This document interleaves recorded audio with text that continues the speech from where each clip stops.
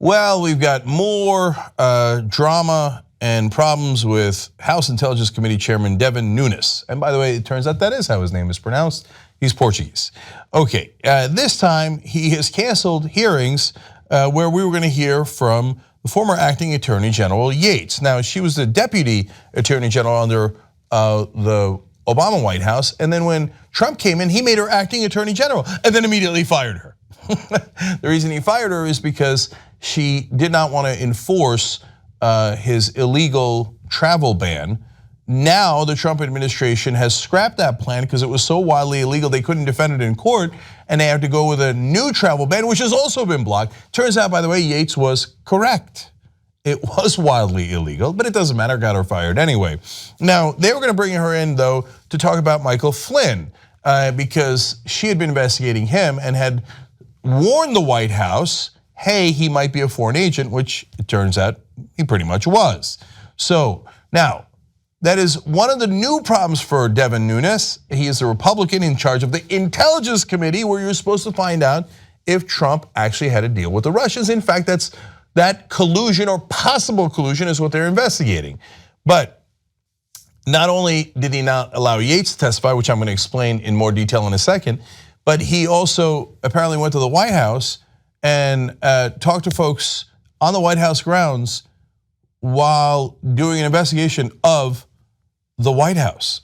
Oh God, Jesus Christ. Okay, so Adam Schiff, who is the ranking Democrat on the House Intelligence Committee, who has worked with Nunes for a number of years, has this to say. I believe that the chairman should recuse himself from any further involvement in the Russia investigation, as well as any involvement in oversight of matters pertaining to any incidental collection of the Trump transition, as he was also a key member of the transition team. If Nunes was part of the transition team, how is he going to conduct an independent investigation of the transition team?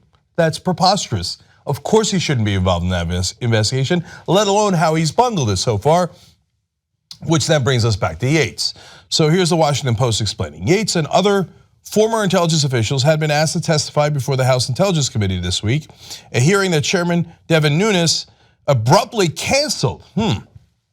Yates was the Deputy Attorney General in the final years of the Obama administration and served as the acting Attorney General in the first days of the Trump administration. According to the letters the Post reviewed, the Justice Department notified Yates earlier this month that the administration considers a great deal of her possible testimony to be barred from discussion in a congressional hearing because the topics are covered by presidential communication privilege. Now, let's pause there to explain. So Yates has information about the Russian investigations because she was acting Attorney General. She says to the Justice Department, I've been asked by the committee to testify about that. I only want to talk about stuff that's not classified. Am I allowed? The Justice Department, under new leadership, is like, I don't know about that. That could be communications with the president, and you might not be allowed to talk about any damn thing at all. That's not the law, but that appeared to be their intention. So Washington Post explains further. As acting Attorney General, Yates played a key part in the investigation surrounding Michael T. Flynn, a Trump campaign aide who became National Security Advisor before revelations that he had discussed sanctions with the Russian ambassador to the United States in late December led to his ouster. Here comes more twists. Yates and another witness at the planned hearing, former CIA Director John Brennan, had made clear to the government officials by Thursday that their testimony to the committee probably would contradict some statements that White House officials had made. In fact, on Friday, when Yates' lawyer sent a letter to the White House indicating that she still wanted to testify, all of a sudden the hearing was canceled. So now Sean Spicer here. Let me skip ahead actually to Sean Spicer, the Graphic 20.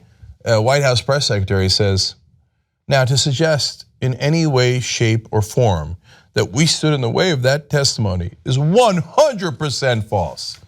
Why does he say that, and what is the actual reality? Well, in this case, it turns out the Justice Department told Yates, hey, stand down. The president has this privilege that might block you from testifying. And when that didn't stand up, she told the White House, I'm gonna go testify. and her lawyer said you got 24 hours to respond. The White House doesn't respond, but then Nunes, the guy who was on the Trump transition team, who's supposed to be leading the investigation, but is in fact working with Trump to block the investigation, turns around and goes, oh, your meeting's canceled. What a wild coincidence.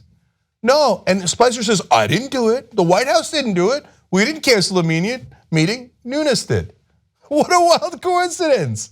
Oh, he was on the transition team?